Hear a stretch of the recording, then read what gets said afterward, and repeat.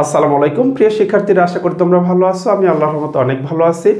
আজকে আমি তোমাদের এইচএসসি ফিজিক্সের প্রথম পত্রের যে পঞ্চম অধ্যায়টি রয়েছে, অর্থাৎ কাজ, শক্তি ও ক্ষমতা, এখানকার ঢাকা বোর্ড 2023 সালে আসা যে সৃজনশীল প্রশ্নটি ছিল, আমি সেইটি নিয়ে তোমাদের সাথে আলোচনা করব। তোমরা দেখছো যে অলরেডি আমি ঢাকা বোর্ড 2024-এর সৃজনশীলটা আমি এটা গত দিনে দিয়েছি। তো আজকে আমি যেটা দেখাবো এটা ঢাকা বোর্ডে আসছিল 2023 সালের একটি সৃজনশীল প্রশ্ন। এটা খুব সংক্রান্ত যে প্রশ্ন, দেখো আমি বোর্ডে লিখে রাখছি যে একটি কূপের গভীরতা দেওয়া আছে। সেটা কত দেওয়া আছে? 15 মিটার একটি কূপের গভীরতা এবং ব্যাসার্ধ দেওয়া আছে 1 মিটার। এখন বলছে যে এই যে কুয়া বা কূপ দেওয়া আছে, এটা পানি শূন্য করার জন্য, মানে কূপটাকে বা কুয়াটিকে আমি খালি করব, পানি শূন্য করে ফেলবো, এর জন্য 6 হর্স পাওয়ারের একটি মোটর লাগানো হলো। এখন উদ্দীপকটা ভালোভাবে বুঝবা। আমি কিন্তু বারবার এই কথাটি বলি তোমাদের যে উদ্দীপকের কথাগুলো যদি তুমি ভালো বোঝো, অঙ্ক করা তোমার জন্য ব্যাপারই না। তাহলে কি বলছি যে একটি কুয়া আছে, কুয়ার গভীরতা দেওয়া আছে, কুয়ার ব্যাসার্ধ দেওয়া আছে। এখন পানি শূন্য করতে লাগছে এটা পুরা কূপটাকে। তো অর্ধেক খালি করার পর নষ্ট হয়ে গেছে, ওই যে পাম্প দ্বারা খালি করা হচ্ছে। দেখো আমি একটু ফিগার অঙ্কন করি, তোমরা তাহলে বুঝবা বিষয়টা। যে এখন এই যে মোটর লাগানো হলো, অর্ধেক পানি ওঠানোর পর নষ্ট হয়ে গেল। দেখো এইটুকু পড়লে, এই যে প্রথম দুইটা লাইন তুমি এইটুকু পড়লে গ নম্বর করতে পারবা, কারণ গ নম্বর কি লেখা আছে? প্রথম পাম্পের দ্বারা কৃত কাজ কত। এই দুই লাইন উদ্দীপকটা সুন্দর করে পড়বা, গ নম্বর অঙ্ক তারপরে তুমি করা শুরু করবা। এখন মনে করো এরপরে আবার যেটা বলছে, দেখো বাকি পানি তোলার জন্য, তো অর্ধেক পানি ওঠানোর পর আরো বাকি পানি আসছে, এটুকু ওঠানোর জন্য আরো একটি পাম্প লাগানো হলো। এই কথাগুলো আমরা ঘ নম্বর পরে দেখবো। তা আমরা আগে গ নম্বরটা করি। দেখো যে গ নম্বর প্রশ্নের উত্তর,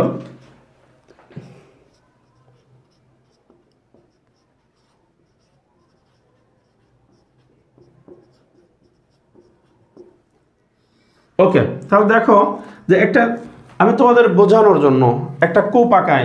তো তোমরা একটা কাজ করবা, একটা কুয়া অঙ্কন করে নিবা। এটা ফিগারটা, একটা ফিগার অঙ্কন করে নেবে। এক কথায় এই ফিগারটা অঙ্কন করলে তুমি অঙ্ক করতে সুবিধা পাবা। যে স্যার খাতা দেখবে, খাতা দেখতেও তিনি বুঝতে পারবেন যে হ্যাঁ কোনটাকে আসলে কি ধরা আসছে। দেখো যে তুমি ধরো কি কাজ করছো, যে এই যে একটা কূপ, এটা একটা কূপ বা কুয়া, এটা কি কাজ করছো তুমি? তোমাকে বলছো অর্ধেক পানি উঠাচ্ছ। ধরো সম্পূর্ণ পানি ছিল, এটার মধ্যে পরিপূর্ণ পানি ছিল, এবং এটার তুমি দেখো কি দেওয়া আছে, টোটাল 15 মিটার। আচ্ছা, তোমাদের কাছে আমার একটা প্রশ্ন, সেটা হলো যে এই কূপটি টোটাল যদি হয় 15 মিটার, এই কুয়াটি টোটাল আছে কতটুকু? 15 মিটার। 15 মিটার থাকলে তোমাকে যেহেতু প্রশ্নে লেখা আছে, দেখো বলছে যে অর্ধেক পানি, এই যে অর্ধেক পানি, এটাই কিন্তু আমাদের খুব বোঝার মতো একটা দেখো লাইন, যে অর্ধেক পানি ওঠানোর পর নষ্ট হয়ে গেল। অর্ধেক পানি বলছে, তুমি কি কাজ করবা? এইটাকে অর্ধেক করে ফেলবা, এই যে অর্ধেক। ওকে, অর্ধেক করে দেখো তুমি উপরের অংশটাকে, টোটাল যেহেতু কতটুকু আছে 15 মিটার। আচ্ছা, তুমি এই প্রথম অর্ধেককে ধরো H1 ইকুয়াল, ধরো এটার তুমি ধরলে এটা হলো, আচ্ছা ওকে, এটা ধরলে H1, আর নিচের যে অংশটুকু এটাকে ধরলে H2। দেখো তো বোঝো নাকি? আমার টোটাল কূপটা ছিল কত? 15 মিটার গভীর। তো এই 15 মিটার কুয়ার মধ্যে আমি উপরের যে অংশটুকু, উপরের অর্ধেক, এই অর্ধেককে ধরলাম H1, এটুকু ধরলাম H2। ওকে, এখন তোমাকে প্রশ্ন করছে প্রথম পাম্প দ্বারা কৃত কাজ। প্রথম পাম্প করবেটা কি? প্রথম পাম্প কি করবে? এই যে অর্ধেক পানি এটুকু খালি করবে, এটা প্রথম পাম্পের কাজ। মানে ওর কাজই হলো এটুকু খালি করা। তাহলে খালি করতে গেলে সে কতটুকু কাজ করবে?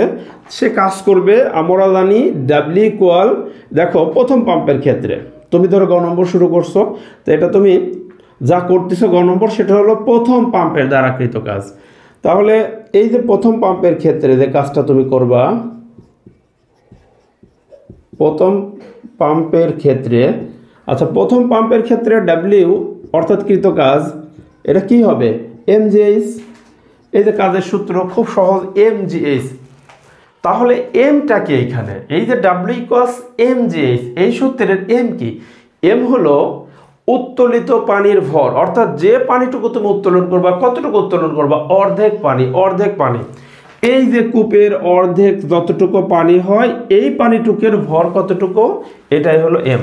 তাহলে আমি এমকে, এই এমটাকে আমি যদি লিখি যে অর্ধেক পানির ভর, অর্ধেক পানির ভর, এম।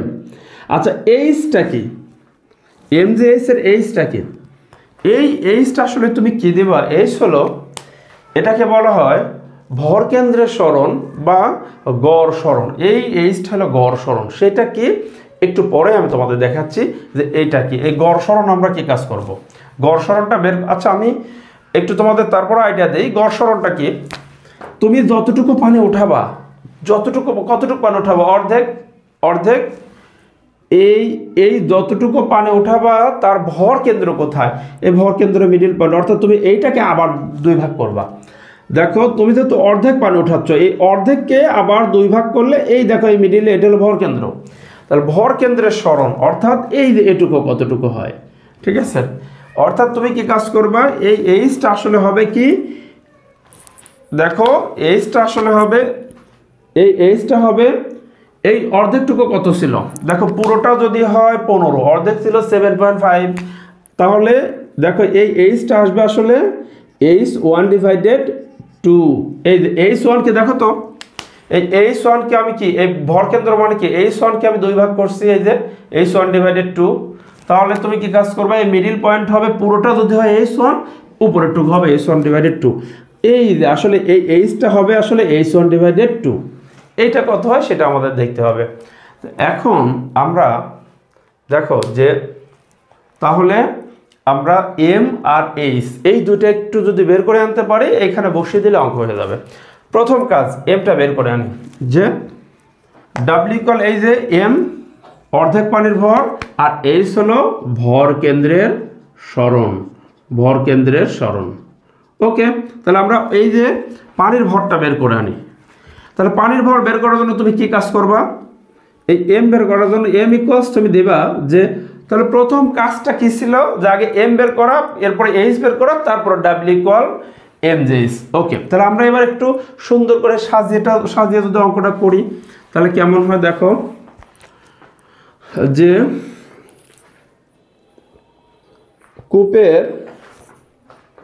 কূপে মানে কুয়ার অর্ধেক পানির ভর, কুয়ার অর্ধেক পানির ভর এম ইকুয়ালস রো ভি। তুমি সূত্র দিবা কি, এম ইকুয়ালস রো ভি।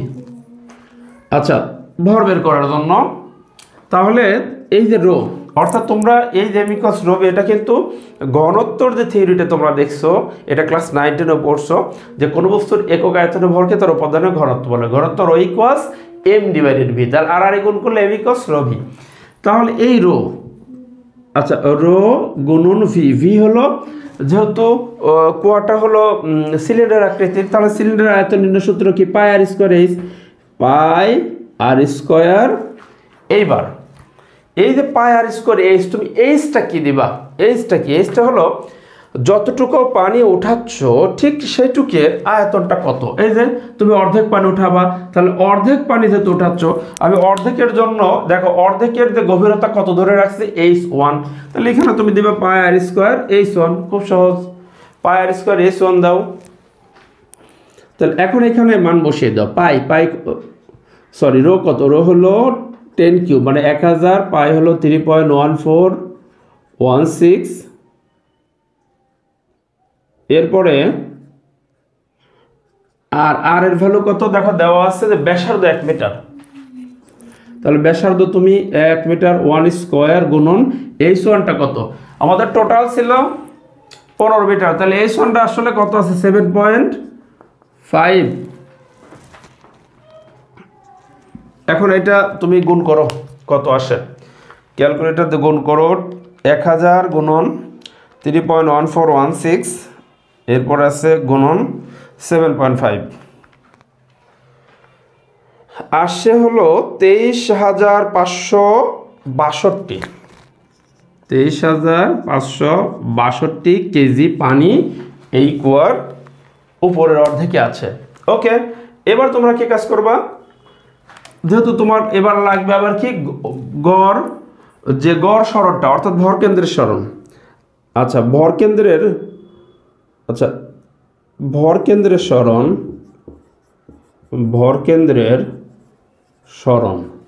ভরকেন্দ্রের সরণ অথবা তুমি লিখতে পারো ভরকেন্দ্রের সরণ বা গড় সরণ। তাহলে গড় সরণ তুমি কতটুকু পাচ্ছ, গড় সরণ অর্থাৎ তুমি গড় সরণটা কি, যে এখানে ধরে নিলে যে এইচ ইকুয়ালস গড় সরণটা কত আসবে, h1/2, কারণ গড় সরণ কি আসবে h1/2, এই যে h1 কে 2 ভাগ করলে তো গড় সরণ পাওয়া যায়।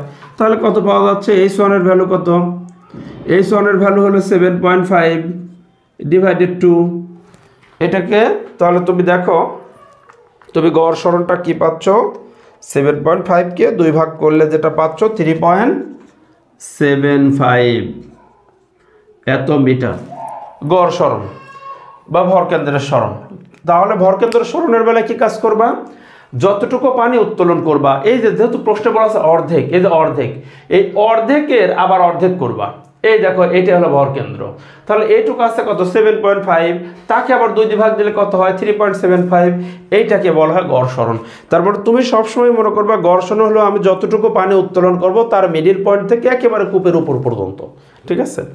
ওকে, এবার তুমি সূত্র দিয়ে দাও, কি সূত্র, যে আমরা জানি যেটা, সুতরাং কাজ, তাহলে কি হবে, সুতরাং W ইকুয়াল mgh, এম কত পাইছো 23,562 কেজি গুণন 9.8 গুণন এইচ হলো 3.75। ওকে, এই ডিজিটগুলো গুণ দাও, 3.75 এর সাথে গুণ দিতে হবে আমাকে 9.8 গুণন 23,562, বড় একটা ডিজিট চলে আসবে 865,903, 865,903.5। ওকে, অর্থাৎ 8,65,903, 8,65,903.5 কাজে রাখো কি জুল, এই যে জুল। তাহলে তোমাকে প্রশ্ন করছে প্রথম পাম্পের দ্বারা কৃত কাজ করো কত, প্রথম পাম্পের দ্বারা কৃত কাজ এইটা, এই ভ্যালুটা আমরা একটু রাখি কারণ আমার এটা ঘ নম্বরে লাগতে পারে। দেখো তাহলে প্রথম পাম্পের দ্বারা কৃত কাজের মান আমরা যেটা দেখলাম সেটা হলো যে আমাদের যে অ্যান্সারটা আসছে আমরা এখানে একটু লিখে রাখি 865,903.5 এত জুল। ওকে, এবার আমরা শুরু করি আমাদের পরের যে প্রশ্নটা, পাম্প দুটি দ্বারা পানি তুলতে একই সময় লাগবে কি, এই যে দুইটা পাম্প দ্বারা পানি তুলতে এটা কি একই সময় লাগবে, দেখো তো যে, ওকে আমি এগুলো কেটে দিচ্ছি, পাম্প দুটি দ্বারা, আচ্ছা ঘ নম্বর প্রশ্নের উত্তরটা দেখো যে পাম্প দুটি দ্বারা পানি তুলতে, প্রথম পাম্প দ্বারা পানি তুলতে কত সময় সেটা আমরা বের করবো আগে প্রথম পাম্পের ক্ষেত্রে। তাহলে ঘ নম্বরের উত্তর হলো প্রথম পাম্পের ক্ষেত্রে যে সময়টা লাগবে, এবার কিন্তু সময় বের করব। আচ্ছা প্রথম পাম্পের ক্ষেত্রে আমরা কি কাজ করব, সময় বের করব। তাহলে দেখো এখানে কিন্তু পাম্পের ক্ষমতাও দেওয়া আছে যে 6 হর্স পাওয়ার, তার মানে কি প্রথম পাম্পটার ক্ষমতা কত ছিল 6 মানে এইচপি, হর্স পাওয়ারে আছে, আমরা ওটাকে ওয়াটে কনভার্ট করব। আবার দেখো একই ক্ষমতা সম্পন্ন, এই যে একই ক্ষমতা সম্পন্ন, অর্থাৎ দ্বিতীয় যে পাম্পটা লাগানো হয়েছে এটারও কিন্তু ক্ষমতা 6 হর্স পাওয়ার। তাহলে এই যে দুইটা পাম্প, প্রথম পাম্প লাগাই দিয়ে আমরা অর্ধেক পানি উঠাইলাম, দ্বিতীয় পাম্প দ্বারা নিচের অর্ধেকটুকু উঠাবো, তাহলে দুইবার কি কাজটা সমান হয়েছে না। এখানে কিন্তু প্রশ্ন দেখে মনে হচ্ছে না যে দ্বিতীয় পাম্প বেশি কাজ করছে, কারণ দ্বিতীয় পাম্প কিন্তু যেহেতু কূপের নিচ থেকে পানি উঠাবে, অর্থাৎ ওর কিন্তু এই ক্ষেত্রে সরণের মানটা বেশি হয়ে যাবে, অর্থাৎ সে কাজ বেশি করবে, কনফার্ম আমরা এটা বের করব। তাহলে প্রথম পাম্পের ক্ষেত্রে দেখো আমরা সময় বের করব, তাহলে আমরা দেখো ক্ষমতা সূত্র জানি কি, P = W/ টি। এখন প্রথম পাম্পের ক্ষমতা দিলাম P1, প্রথম পাম্প করতে যে কাজ সেটা দিলাম W1, তার সময়টা দিলাম T1। তাহলে এইখান থেকে তুমি একটু T1টাকে বামে নিয়ে আসো, W1 ডিভাইডেড P1। আচ্ছা W1, এই যে বলছিলাম প্রথম পাম্প কতটুকু কাজ করে এটা আমাদের কাজে লাগতে পারে। প্রথম পাম্প এই পরিমাণ কাজ করে, গ নম্বর আমরা বের করছি, সেই কাজের ভ্যালু বসিয়ে দেয়। W1 কত? 865,903.5। আর প্রথম পাম্পের ক্ষমতা কত? 6 হর্স পাওয়ার। 6 হর্স পাওয়ারকে আমরা একটু ওয়াটে কনভার্ট করি। 1 হর্স পাওয়ারে হয় 746 ওয়াট, তাহলে ওখানে 6 হর্স পাওয়ারে 6 গুণন 746, তাহলে 4476। 4476। ওকে, এখন এটাকে আমরা ভাগ দেই। 865,903.5 ডিভাইডেড 4476 আসে হলো, দেখো 193.454, ঠিক আছে, তার 193.45 একক কি? সময় একক সেকেন্ড। এই যে এই সময়টা একটু খেয়াল রাখো। তাহলে প্রথম পাম্প দ্বারা পানি উঠাইতে 193.455 সেকেন্ড সময় লাগছে প্রথম পাম্প দ্বারা পানি উঠাইতে। এইবার আমরা দ্বিতীয় যে পাম্প বা মোটরটা আমরা লাগাইছি এটা দ্বারা পানি উঠাইতে কত সময় লাগবে সেটা দেখব। তাহলে আমরা এখানে লিখব দ্বিতীয় পাম্পের ক্ষেত্রে, দ্বিতীয় পাম্পের ক্ষেত্রে এই সূত্রই দিব আমরা যে P2 ইকুয়ালস, আচ্ছা, W2 ডিভাইডেড T2। এখন এই যে P1 আর P2 কিন্তু আবার সমান, কারণ দুইটা মোটর একই ক্ষমতা সম্পন্ন, P1 আর P2। তাহলে আমরা যে দ্বিতীয় পাম্প লাগাইছি এই ক্ষেত্রে T2 বের করব। ওকে, তাহলে T2কে তুমি লেফট সাইডে বামে নিয়ে আসো, তাহলে T2 কি আসে? W2 divided P2। আচ্ছা, এইখানে কিন্তু দেখো P2 দেওয়া আছে, এই একই 4476 ওয়াট P2 দেওয়া আছে, কিন্তু W2 দ্বিতীয় মোটর কতটুকু কাজ করলে এটা কি প্রশ্নে আছে? নেই। তাহলে এটা তুমি বের করো আগে। তাহলে W2 বের করার জন্য আমি এই পাশে একটু দেখাই কি কাজ করবা। এই যে W2 যখন বের করবা, কাজ বের করার জন্য কি লাগে? কাজ বের করতে লাগে হলো পানির ভর লাগবে আর লাগবে ভর কেন্দ্রের সরণ। আচ্ছা, পানির ভর দেখো, উপরের অর্ধেক পানির যে ভর, নিচের অর্ধেক পানির তো একই ভর, কারণ সব জায়গায় পানির ঘনত্ব তো একই আছে। তাহলে পানির ভর আমরা ওই যে গ নম্বরে বের করছিলাম, মনে পড়ে? ওই গ নম্বরের পানির ভরটা আমরা নিয়ে নেব গ নম্বর থেকে। তো গ নম্বর থেকে যে পানির ভর, ওইটা এই মুহূর্তে দেখি আমার ক্যালকুলেটরেও সম্ভবত নেই। আচ্ছা, আমি পানির ভরটা বেরই করি, তোমরা কি কাজ করবা? গ নম্বর তো তোমাদের থাকবেই, গ নম্বর থেকে নিয়ে নেবা। আচ্ছা, তাহলে পানির ভর, নিচের অর্ধেক পানির যে ভর, এটা যেহেতু আমার কাছে এই মুহূর্তে নেই, তোমরা গ নম্বর করছো তো গ নম্বরে তো থাকবে এটা। তারপর অর্ধেক পানির ভর আমি বের করি, যে অর্ধেক পানির ভর M equals rho V equals কত? Pi r square. এই যে H2, দেখো অর্ধেক পানির ভর, তাহলে অর্ধেকের গভীরতার কত? H2 পাই আর স্কোয়ার H2। তাহলে 10 কিউব গুণন 3.1416 গুণন 1 স্কোয়ার ইন্টু H2 ভ্যালু কত? 7.5। গুণ দাও, কত আসে? 10 কিউব ইন্টু 3.1416 গুণন 7.5, ওদের 23,562 কেজি অর্ধেক পানির ভর। ওকে, তাহলে এই যে অর্ধেক পানির আমরা ভর বের করছি, এইবার কি কাজ করব? এই যে ভর কেন্দ্র যেটা, এইবার দেখো এটাই কিন্তু একটু প্রবলেম তোমাদের জন্য। এই নিচের অর্ধেক পানি তোলার ক্ষেত্রে, অর্থাৎ দ্বিতীয় মোটর দ্বারা পানি উঠাচ্ছে, এই নিচের অর্ধেক, এই ভর কেন্দ্রের সরণটা কতটুকু হবে? তাহলে নিচের অর্ধেকের ক্ষেত্রে তুমি কি করবা?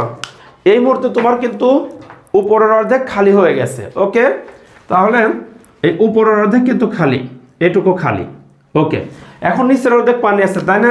তাহলে নিচের অর্ধেক পানি আছে, এটুকু কি করবা? এর ভর কেন্দ্র কিভাবে খুঁজে পাবা? এর ভর কেন্দ্র খোঁজার জন্যই নিচের অর্ধেকটুকুকে আবার 2 ভাগে ভাগ করো। এই যে এটা ভর কেন্দ্র, এটা তো ভর কেন্দ্র নাকি? নিচের অর্ধেকের মিডিল পয়েন্ট, এটা ভর কেন্দ্র। তাহলে ভর কেন্দ্রের সরণ তোমরা বের করার জন্য দেখো এই যেটুকু, তাহলে এই উপরের ফাঁকাটুকু আছে কত? ফাঁকাটুকু আছে, এই ফাঁকাটুকু 7.5, আর এই যে এটুকু যতটুকু হয় ততটুকু। এখন তুমি কি কাজ করো যে ভর কেন্দ্রের সরণ, ভর কেন্দ্রের সরণ, ভর কেন্দ্রের সরণটাকে এইচ ইকুয়াল আমি লিখবো h2 ডিভাইডেড 2, মানে এটাকে 2 ভাগ করছি অর্থাৎ এটুকু আসলো। এরপরে ফাঁকা কতটুকু আছে? ফাঁকা আছে আবার h1 যোগ h1। এই যে ভর কেন্দ্রের সরণ, এই জায়গাটা তুমি ঠিক করতে পারলেই কিন্তু অঙ্ক ঠিক হয়ে যাবে। কি কাজ করবা? যে h2 কে 2 ভাগ করছো তাহলে এইটুকু আসছে, আর সাথে আবার এটুকু কি করতে হবে? আগেকার h1টা যোগ দিতে হবে, তাহলে h2 ডিভাইডেড 2 প্লাস h1।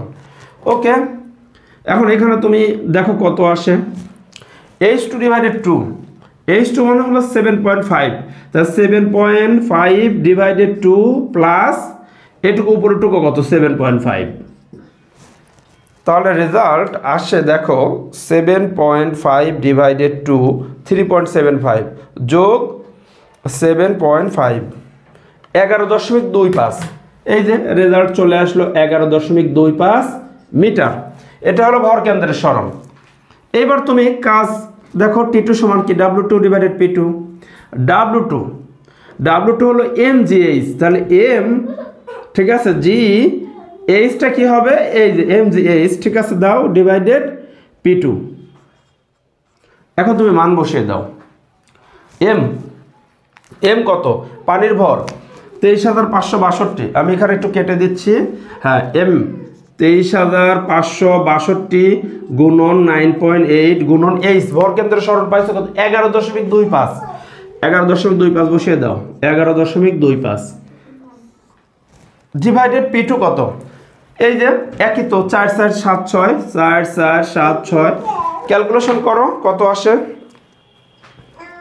23,562 গুণন 9.8 গুণন 11.25 ডিভাইডেড 4 4 7 6